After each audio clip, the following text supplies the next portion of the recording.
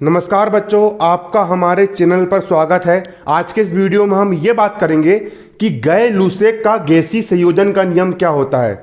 गै-लुसेक के गैसीय संयोजन के नियम को हम यहाँ पर पढ़ने वाले हैं। और ये जो नियम है ये केमिस्ट्री कक्षा 11वीं की केमिस्ट्री का चैप्टर 1 को यहाँ पर मैं पढ़ाने वाला हूँ। 11वीं के बच्चों के लिए तो ये नियम है ही, लेकिन इसके साथ साथ और जो अदर क्लास भी है, चाहे वो बीएससी हो या फिर कोई भी क्लास हो जिसमें गै-लुसेक का नियम आता है, वो बच्चे भी इसको पढ़ सकते हैं। और कंपटीशन एग्जाम्स की तैयारी करने वाले बच्चों के लिए भी ये एग्जाम है। लेकिन यहाँ पर मेन जो क्लास चल रही है कक्षा 11वीं चल रही है ना, तो यहाँ पर क्लास 11th का चैप्टर 1 यहाँ पर हमारा है गै-लुसेक का गैसीय संयोजन का नियम लिखिए। अब पेपर में आपको क्वेश्चन बन करके आ सकता है कि गै-लुसेक का गैसीय संयोजन का नियम क्या होता है, उदाहरण सहित समझाइए। उसका आंसर यहाँ पर पूरा लिखा हुआ है, पहले आपको उसको बारीकी से समझना पड़ेगा। देखो गै-लुसेक कौन था? गै-लुसेक एक वैज्ञानिक का नाम है। गै-लुसेक हमारा एक वैज्ञानिक है। उन्होंने गैसीय संयोजन, गैसीय मतलब होता है गैस का मतलब क्या होता है? गैस, जो गैस होती है ना, गैस जब आपस में संयोग करती है तो क्या होता है? गैसों के संयोजन का मतलब होता है जुड़ना। गैसों के संयोजन का नियम दिया है। किसने दिया है? गै-लुसेक ने दिया है। गै-लुसेक ने गैसों के संयोजन का नियम दिया है, इसीलिए इसका नाम पड़ गया गै-लुसेक का गैसीय संयोजन का नियम। गै-लुसेक का गैसीय संयोजन का नियम। अब समझेंगे ये नियम क्या था। यह नियम 1808 में, कब की बात है? 1808 की बात है, समथिंग 200 साल पहले 1808। यह नियम 1808 में गै-लुसेक ने प्रतिपादित किया। गै-लुसेक कौन है? एक वैज्ञानिक का नाम है। गै-लुसेक ने प्रतिपादित किया। गै-लुसेक के गैसीय, ऐसा सुन लो कि यहीं पर याद हो जाना चाहिए। गै-लुसेक के गैसीय संयोजन के नियम का प्रतिपादन गै-लुसेक ने कब किया? सन 1808 में किया। कब किया? सन 1808 में किया। गै-लुसेक के गैसीय संयोजन के नियम का प्रतिपादन गै-लुसेक ने सन 1808 में किया। इस नियम के अनुसार जब गैसें आपस में संयोग करती है, जब बारीकी से समझ, जब गैसें मतलब ये हो गई पहली गैस और ये हो गई दूसरी गैस, और जब दोनों गैसें आपस में संयोग करती है मतलब कि जुड़ जाती है, मिल जाती है, जब गैसें आपस में संयोग करती है तो उनके आयतनों में सरल अनुपात होता है। तो इस गैस का आयतन अगर 1 लीटर है और इस गैस का आयतन भी 1 लीटर है, तो दोनों के आयतन में सरल अनुपात होगा, मतलब कि 1:1।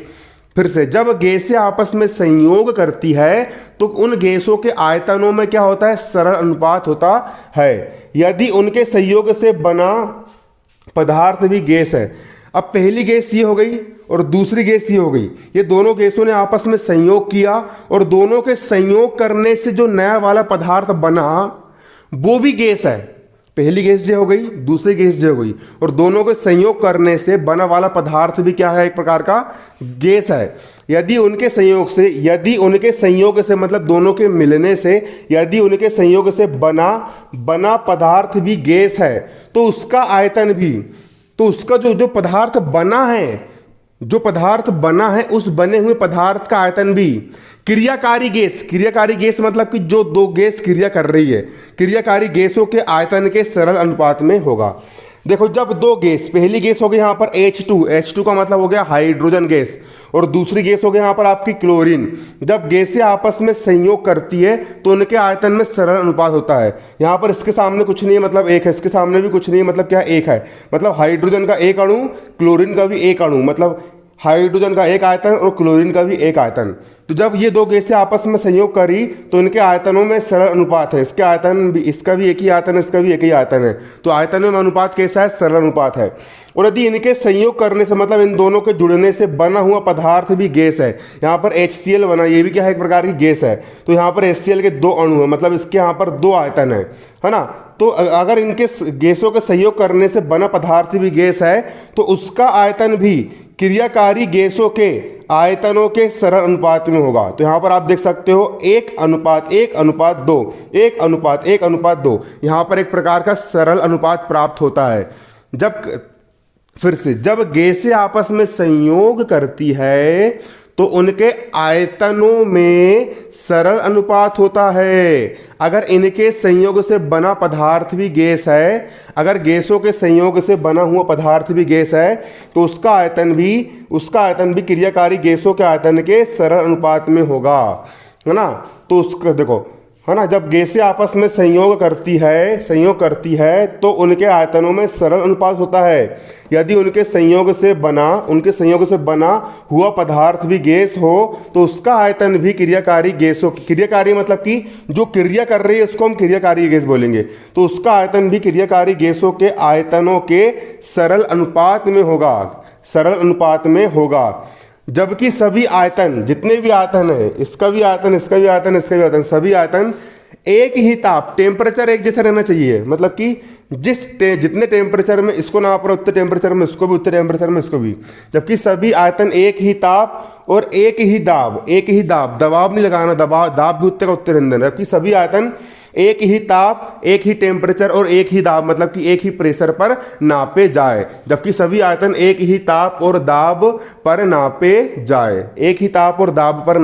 जाए। सभी आयतन क्या करा जाए, एक ही ताप और एक ही दाब पर नापे जाए। अब एग्जाम्पल देखो, एग्जाम्पल वो ये हाइड्रोजन का एक आयतन, हाइड्रोजन मतलब H2 का एक अणु मतलब एक आयतन, क्लोरीन के एक आयतन, क्लोरीन मतलब कि Cl2 का एक अणु मतलब कि एक आयतन, क्लोरीन के एक आयतन से संयोग करके, ये दोनों आपस में संयोग करके दो आयतन हाइड्रोजन क्लोराइड, H यानी हाइड्रोजन, Cl यानी क्लोराइड, हाइड्रोजन क्लोराइड गैस बनाते हैं। हाइड्रोजन का एक आयतन क्लोरीन के एक आयतन से संयोग करके दो आयतन हाइड्रोजन क्लोराइड गैस बनाते हैं। हाइड्रोजन क्लोरीन और HCl के अनुपात में एक अनुपात दो का अनुपात, जो कैसा एक प्रकार का सरल अनुपात है। तो ये हो गया यहाँ पर हमारा गेल-ऊसेक के गैसीय संयोजन का नियम। वीडियो पसंद आया होगा तो दबा करके शेयर करना, लाइक करना, कमेंट करना, और चैनल पर नए हो तो सब्सक्राइब कर लेना। और इसी प्रकार के नए वीडियो लेक्चर चाहिए सबसे पहले तो उसके लिए बेल नोटिफिकेशन को ऑन कर देना, ताकि जैसे ही मैं वीडियो अपलोड करूँ तो आप लोग को उसको तुरंत जानकारी मिल जाए।